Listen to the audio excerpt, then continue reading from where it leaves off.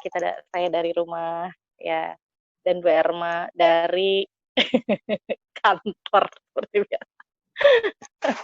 Ya karena Bu Guru belum masuk, tapi tetap bekerja ya, insya Allah. Oke guys, hari ini kita karena sore-sore ya, terus ini menjelang kemerdekaan Indonesia, dan banyak sekali momen-momen penting, dan yang paling update ini tentang permasalahan ekonomi kita nih. Bagaimanapun ya, abis lockdown itu kan kita tahu lah ya, pasti kan gitu, namanya juga berhenti mendadak gitu kan, otomatis secara ekonomi banyak yang otomatis langsung berhenti dari penghasilan. Nah, isu yang terbaru gimana Bu Erma? Apa sih yang mau dibuka, di-share dulu? Ya, tentang resesi. Ini lagi seru juga ini. Di mana-mana sedang dibahas tentang resesi ekonomi. Mungkin kita perlu dengerin ya pidato dari Menteri Keuangan. Karena siapa lagi sih yang memegang persoalan penting tentang keuangan dari... Kedengeran nggak suaranya? Sorry, kedengeran nggak suaranya? Kedengeran, tapi kan belum diputar itu. Oh, belum.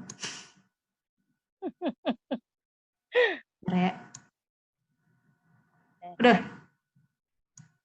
dari awal nggak sih? Ini ada judul pandemi tekan ekonomi 5 negara ini alami resesi. Oh, itu siapa? Ini musiknya kedengeran nggak? Enggak. Oh, musik nggak kedengeran? Aku belum dengar apa-apa. Oh, padahal ini. Oke. Ini Jerman yang pertama yang mengalami resesi. Pertumbuhan ekonomi Jerman mengalami penurunan minus 10,1%. Oke, kita baca sama-sama ya. Oke. Terus apa? Oh, ini kantor statistik federal ya? Ya. Intinya minus 10% Jerman. Nah, ini anjloknya belanja konsumen pada ekspor impor. Konsumsi rumah tangga, investasi alat produksi korporasi. Oke, produksi korporasi. Terus pertumbuhannya akan minus 6 sepanjang tahun. Oke. Sepanjang tahun. Kemudian baru akan positif pada tahun 2021. Oke. Lama ya. Itu Jerman. Oke, lanjut. Yang kedua adalah Amerika Serikat. Ya, Amerika Serikat. Kita tahulah kondisinya. Coba gimana? Penurunannya minus 32 ya, lebih ekstrim lagi nih ya. Parah banget. Ya. Kuartal sebelumnya Amerika telah mengalami penurunan minus 5%. Oke. Terjadi penurunan tajam pada konsumsi rumah tangga ya 25%, harga konsumen anjlok 1,5. Impor tercatat menurun dan ekspor menurun. Oke. 10, ekspornya 9. Namun pendapatan rumah tangganya meningkat karena BLT Iya, sama kayak kita. Ini Singapura, ya Singapura berat ini. Soalnya mereka sektor wisata ya yang tertinggi. Iya, benar. Mengandalkan itu. Tapi minusnya hanya nggak banyak. Kemudian 12. Setelah minus 0,7 langsung 12. Itu yang jadi masalah. Walaupun nggak separah Amerika. Nggak, itu karena circuit breaker yang kemarin kita bahas sama berhenti siapa? Total. Sama teman kita itu. Siapa? Narasumber kita. Korea Selatan, Dr. bagaimana Atika. Ini, dan teman kita juga. Ya, Dr. Atika, dan ini juga Korea Selatan juga 1,3%, sekarang 3,3%. Enggak sih ya, enggak terlalu ya. Stabil lah, penurunannya hanya 3, lah. dikit banget. Masih berjaya lah Korea nih. Iya. Ups, kok langsung iklan. Udah, berarti udah selesai berarti ya, oke. Enggak lah, belum, kan 5. Belum. Jadi apa? Oh iya, keklik berarti. Satu lagi ya? Jerman, Amerika, Singapura, Korea, satu lagi apa? Indonesia masuk enggak? Kan persoalannya gitu. Nih, ini apa ini? Yang kelima. Ini apa? Mundur lagi. Jepang kalau nggak salah. Oh iya. Konsumsi swasta enggak, ini masih Korea, cerita Korea. Oh, bantuan pemerintah. Yang kelima apa? Hong Kong ternyata, bukan Jepang. Padahal kayaknya Jepang juga berat ya resesinya. Kalau pernah baca-baca. Minus 9%. Yang paling besar ya Amerika ya, minus 32 ya. Hong Kong ini 2019 udah parah sebenarnya katanya. Retail dan pariwisata. Kemudian ada penurunan juga akibat ditambah lagi dengan virus pandemi. Terus jadi berapa kita? Oh iya, nggak ada. Indonesia bagaimana kan pertanyaan gitu ya? Ya, ada nggak Indonesia? Itu yang kemarin sempat viral, katanya kita akan mengumumkan resesi ekonomi. Nah, cuman itu udah diumumkan apa belum gitu maksudnya? Nah ini. Aku belum update ini. Sorry ya, iklannya gimana nih ngilanginnya? Ya, enggak ini. Zalora melulu. Nggak bisa iklan. Oke. Nih, nasib perekonomian RI bakal ditentukan siang ini. Sejumlah pihak tengah mengkhawatirkan keadaan ekonomi RI. Siang ini hari ini, coba lihat ada hari ini. Siang ini. Hari ini sudah ada pengumuman belum? Ya ini, makanya ini. Oh, tapi ini baru akan diumumkan kan? Ini informasinya nih. Oke. NKU udah ngomong kan, defisit minus 4,3%.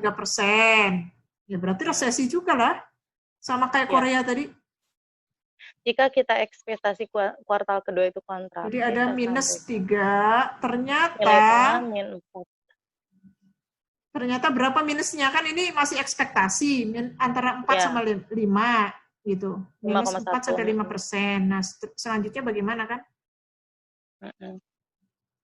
Nah, ini mungkin kita dengarkan. Jadi subscribe ya?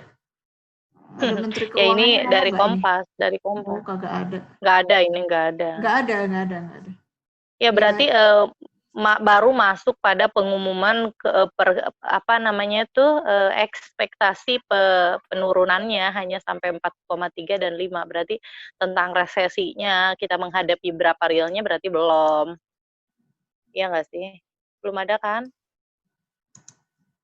Belum ada. Tapi coba ini kan minus 4,3. Belum. Kayaknya belum. Itu ya itu yang tadi. 3,5 sampai 5. Itu terus BI memproyek ini masih proyeksi sekitar 4 sampai 5%. Intinya. Iya, jadi bakal resesi kah kan gitu pertanyaannya. Iya. Ini merupakan pertama kali sejak krisis tahun 98, kemudian Menteri Keuangan memproyeksi pertumbuhannya minus 3,8. Kemudian yang untuk selanjutnya 1,2 tumbuhnya itu pada kuartal ketiga 2020. Jadi kuartal kedua, sekarang masih kuartal kedua diproyeksikan 3,8 kan gitu. Iya, tapi itu kan masih proyeksi, artinya realnya kan baru nanti ketahuan akhir kuartal kan maksudnya. Belum ada kan. Jadi ini masih berjalan soalnya, jadi belum bisa dihitung. Belum bisa ya maksudnya gini loh. Oke, berarti bagaimana sih sikap kita lah menghadapi ini ya. Artinya kan kemarin walaupun misalnya isu itu Indonesia akan resesi diumumkan hari ini gitu. Tapi sebenarnya apakah bukan kita mau bagaimana ngambil uang dari bank sebanyak semuanya atau apa gitu. Karena itu sudah ada juga loh informasi-informasi yang beredar di masyarakat mengenai anjuran untuk ras aja gitu, ngambil. Jadi ya kalau terjadi karena takut seperti bank nggak bisa ini nggak juga bisa gitu, mencairkan bisa, ya kan? Ya maksudnya karena pada kolaps gitu ya perbankan. Itu kan pernah terjadi di tahun 98 ya, krisis ekonomi 97 ya. 97 98. Bank terus semua likuidasi gabung jadi Bank Mandiri ya kan? Bank yang ini bergabung di Bank Mandiri. Bank Mandiri itu kan bakal lebih parah dari tahun itu kan gitu. Jadi gimana? Nah sekarang sikap kita sebagai orang awam aja ya kan? Sebagai emak-emak rempong, gimana kita menghadapi kehematan yang seperti apa lagi yang bisa kita survive-nya gimana nih? Gimana gitu? Nah itu kayaknya lebih baik kita arahnya ke situ. Kenapa? Karena kalau soal pertumbuhan ekonomi biarlah itu menjadi pekerjaan pemerintah lah, gitu lah, ngitung-ngitung ya kan, para ahli lah. Kenapa kita dalam hal ini mungkin lebih kepada refleksi gitu, bagaimana kita bertahan, survive gitu di kehidupan yang seperti sulit sekarang ini gitu. Aku rasa gini ya, dari berbagai negara yang kita kunjungi, sebagaimana kita ketahui ya, walaupun ya Indonesia itu ibarat kata ya tidak banyak diurusi oleh pemerintah gitu ya, warga bangsanya, tetapi kan kita bisa saksikan berapa banyak orang yang tetap bertahan. Kalau kehilangan penghasilan ya sudah pasti, apalagi yang kemarin-kemarin sudah dirumahkan, di PHK karena awal lockdown itu ya. Dan itu sudah teralami 3 bulan. Ini sudah hampir bulan ke-6. Bener gak sih? Maret, April, Mei, Juni, Juli, Agustus. Yang kita sudah di Agustus pekan kedua ini kita berarti sudah masuk persis 5 bulan ya kan. Persis 5 bulan, bulan ke-6. Berarti kan itu 1 semester ya sudah terlampaui. Dan yang paling berat kan itu justru di 3 bulan pertama di mana PSBB berlaku tuh begitu ketat gitu, artinya itulah yang paling berat gitu. Karena apa? Karena kita itu udah kaget ya, belum tahu gitu memanfaatkan peluang harus bagaimana.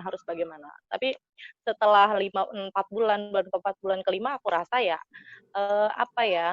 orang Indonesia cukup kreatif lah menurutku malahan ya. Justru sekarang ekonomi kecil ini yang kayaknya mulai berkembang. Kenapa? Karena misalnya ya di mall ditutup, kita juga udah jadi nggak ke mall. Kalaupun mall sekarang udah mulai dibuka gitu, itu kan perekonomian makro yang hendak dibuka gitu agar mendongkrak pertumbuhan ekonomi gitu ya. Tetapi yang mikro ini gitu yang tidak kadang-kadang karena perhitungan makin kecil-kecil itu ya. Jadi kan kalau indeksnya terhadap pertumbuhan ekonomi kan kecil tuh pekalinya kan 0, berapa gitu kan, karena sektor real ini di masyarakat kayak warung-warung, kita lebih baik belanja ke warung, dan itu pertumbuhan warung loh itu luar biasa loh Jadi selama ini kan kita ke mall gitu kan deket ini, dan sekarang online ya pada home industry banyak yang survive-nya dia jualan. Sekarang siapapun berjualan, ya kan? Ya, siapapun dan jangan khawatir jualan. Juga gitu. Apapun bisa gitu. Dan ternyata juga ada yang beli juga gitu. Jual apapun justru oleh pasar kan, berarti ada geliat di fenomena bawah ini, maksudnya masyarakat kita gitu sehari-hari yang butuh, kemudian ada penyedianya, yang penyedianya itu juga dadakan, maksudnya dulu dia nggak dagang, dulu dia nggak pernah jualan, sekarang dia jualan, tapi juga terserap oleh pasar gitu. Artinya kan berarti ini sesuatu yang positif. Ada supply and demand itu berjalan gitu ya. Dan ya merangsang dan dia berlangsung di situasi yang berlangsung di kuartal yang berapa? Kuartal 2. Lingkaran yang lebih kecil dan lebih dekat. Jadi itu namanya tuh klaster-klaster area-area itu yang sementara kemarin ibaratnya banyak kali orang-orang dari pinggiran Jakarta yang dia kerja harus di pusat kota gitu kan. Nah, dia ya mungkin pasti ada yang belum bisa survive gitu maksudnya. Tapi ada juga yang harus kita apresiasi bagaimana semangatnya orang-orang yang justru lebih kreatif pada masa seperti ini gitu. Ya kayak aku ya di sini aja yang ibaratnya yang sangat nyata gitu ya. Maksudnya yang paling dekat sama tetangga kita jadi jualan misalnya nasi uduk, dia sebenarnya tidak memproduksi, tapi misalnya tetangga yang sana produksi nasi, yang ini produksi disimpan di dia. Betul. Ternyata di komplek itu di pasarnya juga di situ-situ juga banyak hadirin. Kalau misalnya sampai keluar pun itu kan udah luar biasa gitu. Dimanfaatkan oleh teman-teman, tetangga itu justru mereka malah meningkat gitu. Jadi ya gitu deh. Gimana kalau di situ ngelihat? Iya, saya kira survive itu mungkin lokal banget ya, tapi menurut aku tidak hanya di sini. Tingkat survive gitu. Tingkat survive kita di online ini fenomena. Iya. Terus tidak hanya di situ, tapi kan juga online shop yang selama ini, ya kita kan belanja ke mall ya, belanja ke mana lagi ya, ke supermarket gitu, belanja lagi ke mana, sedangkan itu jadi pusat penyebaran kan otomatis kan mikir berapa kali untuk datang ke sana gitu loh. Dan akhirnya yang bergeliat adalah yang online itu dijualnya sama tetangga-tetangga kita gitu ya, kanan kiri yang pada sekarang bergeliat jualan semua gitu. Jadi bahkan maksudnya yang mapan juga itu jualan gitu. Maksudnya yang sudah punya penghasilan, yang karena mungkin gitu jualan juga gitu. Ya karena memang kreativitas yang pertama dan memang kan selama ini ya maksudnya gimana sih caranya gitu orang Islam tuh harus berjualan, berdagang. Perisnya. Ya, Fris. Lanjut, tapi bisa kedengeran kok suaranya. Halo?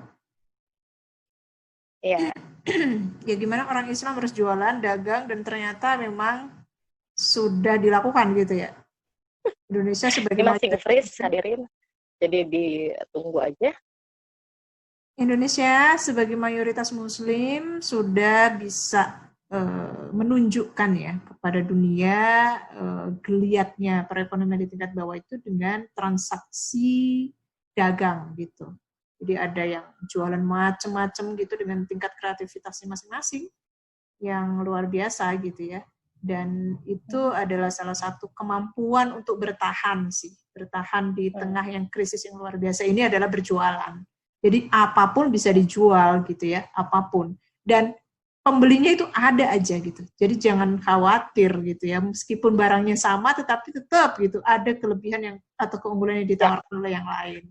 Ya sekarang masyarakat yang menengah ke atas pun berjualan gitu ya. Tapi mungkin jualannya kemasannya beda, karena yang dia sasar konsumnya juga beda gitu ya, lebih mewah, ada luxnya, ada eksklusifnya. Jadi memang hal ini perlu kita apresiasi bahwa masyarakat Indonesia itu secara natural ketika berada di tengah situasi yang sekrisis apapun, ya 350 tahun kita dijajah men gitu kan.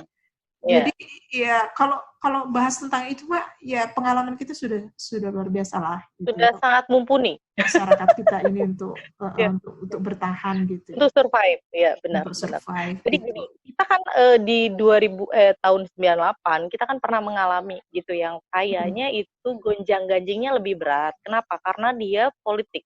Artinya politik itu kan antar manusia. Sedangkan saat ini jadi itu kan adalah kehendak Tuhan gitu kan dalam hal ini. Yang harus dihadapi yang dengan luar. Terpaksa.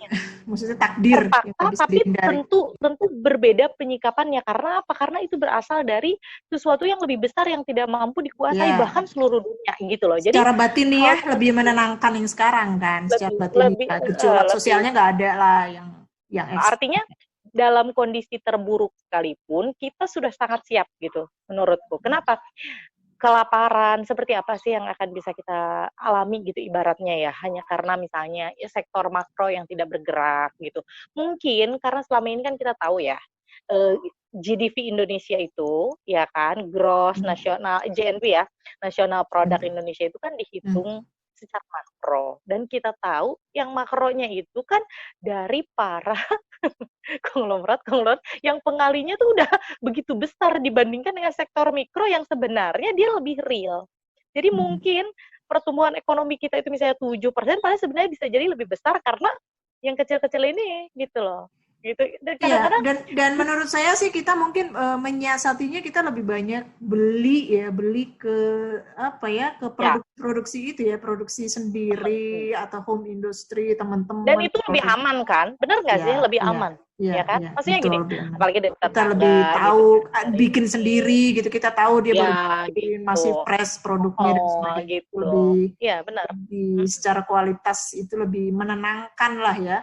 Lebih menenangkan gitu daripada yang sifatnya massal diproduksi oleh pabrik dan sebagainya gitu ya. Dan kayaknya itu yang mesti kita sekarang lakukan gitu. Jadi menghidupkan perekonomian di sekitar kita itu dengan itu salah satu membantu juga kan di tengah ekonomi yang berat ini. Jadi kita membeli produk-produk dari yang teman-teman sendiri, itu saya kira adalah satu hal yang ya perlu kita lakukan kali ya gitu ya, daripada kita belinya yang jauh-jauh gitu maksudnya gitu ya. Yang jauh-jauh itu kan otomatis distribusi ya, di distribusinya itu kan ada banyak tangan begitu kan, sedangkan di era seperti ini kita tidak bisa jamin bahwa tangannya ini didesinfektan. Jadi kita harus memutus rantai ya, maksudnya rantai yang terlalu banyak ini harus diputus supaya kita safe tadi gitu kan. Iya benar. Apalagi kalau dari luar negeri ya itu banget ya. Kayaknya harus dikurangin deh, harus berhenti dulu gitu. Ya harus berhenti dulu. Kenapa? Meskipun tawaran apalagi dari Amerika kan. Apalagi dari Amerika yang tak terkendali ya, berat sekali ya, 30% lebih ya tadi ya minusnya ya. Saya kira itu yang negara yang paling terpukul gitu sekarang ini. Karena mungkin dia satu areanya luas sekali ya kan. terus apa penduduknya juga kan berbagai macam gitu. Pasti ada deh satu negara yang mungkin negara bagian dia yang mungkin perekonomiannya lebih maju gitu. Tapi kan artinya ya sama-sama aja lah kayak Indonesia yang banyak gitu ya provinsi. Iya sih. Ya kayak gini lah. Terus siasat yang kedua apa nih selain kita beli produk-produk yang sifatnya home base industri gitu? Ya, yang kedua kita harus mulai menanam sendiri kalau memang bisa. Iya, Seperti maksudnya toga, itu tidak. ya Iya, kan. sangat-sangat Itu untuk ini kita, ya. Untuk lahan sendiri. terbatas pun kita harus mencari cara gimana mungkin vertical garden atau apalah ide-ide kreatif supaya kita bisa aman ya dari hidroponik ya. Ya, hidroponik atau apapun lah gitu ya. Mungkin ini para ahli-ahli biologi harusnya mengeluarkan kreativitasnya gini gitu. Supaya orang kita itu tunggu banget. perkotaan meskipun di kota tapi masih bisa menanam. Tapi bisa memproduksi sayuran, ya. Terutama produksi rumah tangga dirinya gitu ya. Jadi artinya mencukupi kita kebutuhan kita aja. meminimalisir. Ya, cari sayuran punya sendiri gitu kan, nanam sendiri. Nah itu lebih gimana caranya gitu ya supaya ya, kita sih nganjurin aja gitu, tapi kalau aku belum sempat kayak ya sama tapi udah ada lah wadahnya. Tetangga tuh ada gitu, tetangga yang dia memang hidroponik terus dia jual gitu, seikat 8.000 seikat gitu setiap hari kan kita cuma 8.000. Walaupun kita beli tukang sayur misal lebih murah 3.000 atau 4.000, tapi kan kita perlu waktu keluar harus nyari gitu. Kebetulan kan kayak di daerahku kan ini di lockdown, jadi penjual tidak boleh masuk, hanya kita aja gitu. Kalau masuk kendaraan didisinfektan gitu. Jadi ya mudah-mudahan kita bertahan terus ya dalam hal ini ya, tidak ada kasus gitu ya, tidak nambah juga gitu kasus di daerah Jakarta ini. Yang jelas yang pertama kan kita harus, yang kedua tuh yang paling penting kayaknya yang ketiga ya. Yang ketiga itu adalah kesiapan mental ya, mental. Artinya kita harus belajar dari para pendahulu kita gitu. Walaupun kita ini lahir di era milenial ya, yang serba mudah, serba gampang, serba akses kemana saja begitu gampang, uang mungkin juga lebih mudah dibandingkan dulu zaman orang tua kita gitu. Tetapi tidak boleh membuat kita itu lebih lemah daripada orang tua kita. Kenapa? Karena mereka saja ya bisa bertahan dengan ya mungkin kita harus mulai menyesuaikan juga ya, menyesuaikan makanan gitu. Kayaknya memasak dari rumah itu juga kemudian harus jadi prioritas. Kenapa? Walaupun mungkin masakannya kan cukup aja, yang penting ada protein ya kan, ada karbonya, ada ya, ibarat kata asal ada telur gitu ya, ada telur diceplok udah, nasi telur sama kecap aja udah enak. Kecap. Iya, gitu. Emang kalau saya yang penting ada sambal sih. saya nyetok berarti sambal, harus ada cabai, ada ikan asin, iya ada cabai. Ada cabai. Asal nggak ada apapun, saya pokoknya makan sambal sama nasi doang udah nikmat gitu. Iya. Dan itu harus menyisir. Dan ternyata makan seperti itu tuh enak-enak aja dan kita baik-baik aja masih hidup gitu. Masih kita tidak makan di luar gitu. Iya. Jadi kita nggak perlu masakan harus 4 sehat 5 sempurna itu nggak perlu gitu. Yang penting kita minimum gizi aja nggak masalah gitu loh. Yang penting kita keberkahannya kayaknya. Ya maksudnya. Iya benar. Ya itulah. Ya menyesuaikan aja lah gitu dengan kondisi. Artinya kalau kita tahu budget kita nih tidak memungkinkan bulan ini, kita nggak tahu ke depannya apakah makin buruk atau tidak ya, berarti nggak usah beli dulu gitu. Kecuali kalau memang yang tabungannya masih banyak, yang masih save sampai 7 tahun 7 keturunan gitu kan, itu sih itu mah balik lagi ke diri mereka gitu. Tapi kan inilah saatnya yang paling penting, saat yang paling kritis, bagaimana kita bisa justru survive diri kita ini dengan keluarga kita, dan yang kedua itu justru kita saat yang terbaik untuk bersedekah gitu. Jadi saat yang terbaik untuk kita tuh care satu sama lain gitu. Karena apa? Karena ini adalah masa-masa yang paling berat, dan saya rasa siapapun ya yang mengalami kesulitan, kelaparan itu tidak lebih menyakitkan gitu daripada gitu tidak dipedulikan oleh mama gitu. Jadi kita kayaknya lebih tahan daripada kita pasti tahan lah urusan kelaparan. Saya kira juga ada kan ya ibadah-ibadah itu yang nilainya itu dia prioritas banget gitu. Maksudnya akan dapat pahala itu jauh lebih banyak ketika dilakukan pada saat tertentu kan gitu ya.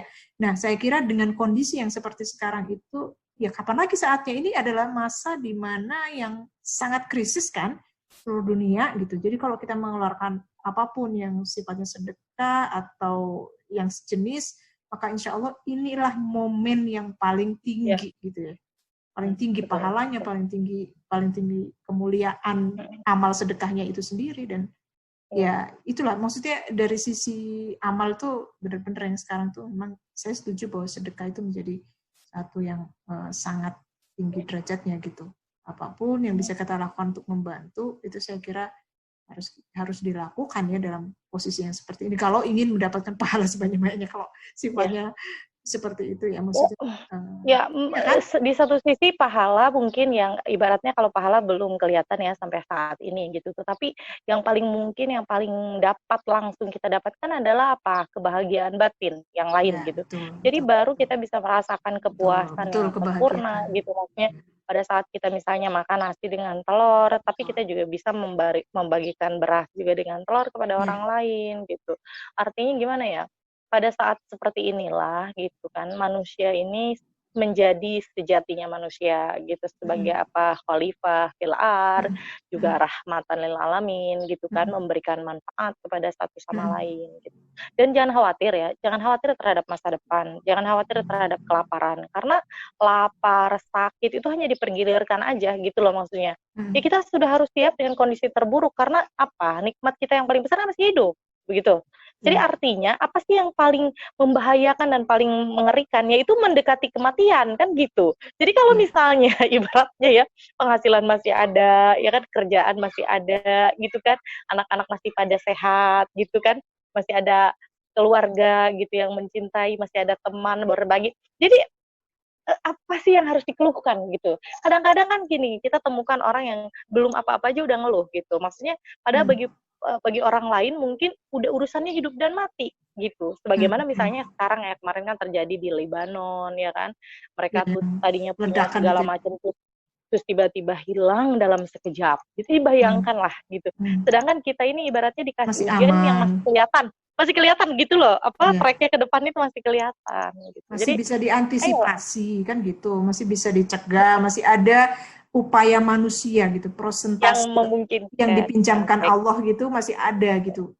Ya kan? Bukan sesuatu yang takdir yang tiba-tiba banget. Yang tiba-tiba hilang begitu kan. Artinya kita masih bisa mempersiapkan langkah ke depan bagaimana gitu. Itulah yang harus kita merasa thankful banget gitu. Jadi aku rasa ya, apa sih yang paling berat lagi lah dalam hidup ini gitu. Mau krisis, yang penting kita tuh selalu berdoa begini kan, mau krisis, mau nilai uang turun, yang penting apa, kita ada rezekinya untuk menghidupi keluarga kita ada rezekinya untuk bersedekah, kita ada rezekinya untuk memenuhi kebutuhan kita kan itu, gitu. Ya sebenarnya kenapa nilai uang tuh kan relatif, bener nggak sih? Betul. Nilai uang tuh relatif gitu. Di setiap orang walaupun punya banyak rekeningnya, itu belum tentu mencukupi gitu. Jadi oleh karenanya ngapain sih kita takut gitu ya sumber kebahagiaan ada di dalam diri kita sendiri intinya gitu kan ya gimana caranya supaya kita upaya berhemat untuk diri kita maksud saya gini di tengah kondisi yang sulit seperti ini kita juga belum tentu misalnya ya ada masyarakat yang untuk hidup sehari-hari juga belum tentu mencukupi gitu ya tapi dia masih bisa membantu itu kan luar biasa gitu. Udah yang kondisinya memang sangat prioritas untuk sedekah, terus dianya sendiri bahkan kekurangan pun masih menginfakkan, itu infak yang utama banget gitu, ya kan? Ketika dilakukan pada saat dia sendiri sebenarnya sempit juga gitu, jadi nggak ada, ya kan? Gitu. Jadi secara internal dari dianya juga itu sudah utama, kemudian di sisi faktor eksternalnya juga yang menuntut dia untuk berinfak karena kondisi krisis juga utama. Jadi dia mendapatkan dua keutamaan itu dan menurut saya sih jadi nggak ada alasan buat ya saya juga nggak mencukupi kan sebenarnya sedekah bukan hanya itu kan sedekah untuk membantu apapun gitu meringankan bantuan gitu memberi bantuan ya untuk meringankan keperluan saudara kita gitu ya nggak harus dalam bentuk materi itu kan sudah sedekah. Jadi inilah saatnya gitu kapan lagi kalau nggak sekarang kapan lagi. Kalau nggak kita yang memulai, kita belum tentu ada di posisi seperti ini di masa depan, gitu loh. Iya betul. Ya kan? Artinya ini adalah given moment yang luar biasa yang dari Allah. Jangan dilewatkan seperti katamu ya. Sekali ada peluang datang, jangan ditolak, langsung ambil aja. Gitu. Jadi kita termasuk satunya yang paling sederhana. Ya benar. Yang Andai paling pun sederhana resesi beneran, adalah andai pun resesi andai pun jurang resesi beneran dan itu minus berdampak 10% gitu langsung ya. gitu. Heeh. Ya, ya. Kita tetap Mudah-mudahan aja resesi cukup hanya jadi strength gitu. angka di atas, tetapi bagi kita justru menambah gitu, menambah value gitu dalam hidup kita gitu. Itu yang paling penting. Dan satu lagi, terutama teman-teman kita, saudara-saudara kita yang berjualan, kalau kita tidak mampu membelinya atau kita tidak mau, setidaknya ikut membantu memasarkan. Betul. Itu juga adalah bagian Betul, dari nge-share. sedekah Iya, menurut sedekah. aku Betul, ya. betul, betul. Itu yang paling Ya, mudah dan karena paling iya, paling paling bisa kita gampang gratis lakukan, ya. paling gampang gratis ya pulsa sih. Gratis. Insya Allah. Insya Allah ada subsidi. Entah kita mendapat dari mana gitu. Ya, Oke, ya, saya ya, kira ya. itu perbincangan kita mengenai Oke, resesi ya. Mudah-mudahan kita berdoa ekspektasi lah. 5% itu tidak terjadi terlalu jauh melencengnya gitu. Ya. Nah, dan Mudah-mudahan di situ diberi tepat. kekuatan. Amin. Diberi Ya, kekuatan terima kasih untuk Erma. ya sama-sama ya. Ya. Terima kasih atas sharingnya hari Assalamualaikum. ini, sore ini. Mudah-mudahan bermanfaat. Tetap semangat, tetap Amin. sehat. Ya. Ya. Assalamualaikum warahmatullahi wabarakatuh. Waalaikumsalam warahmatullahi wabarakatuh.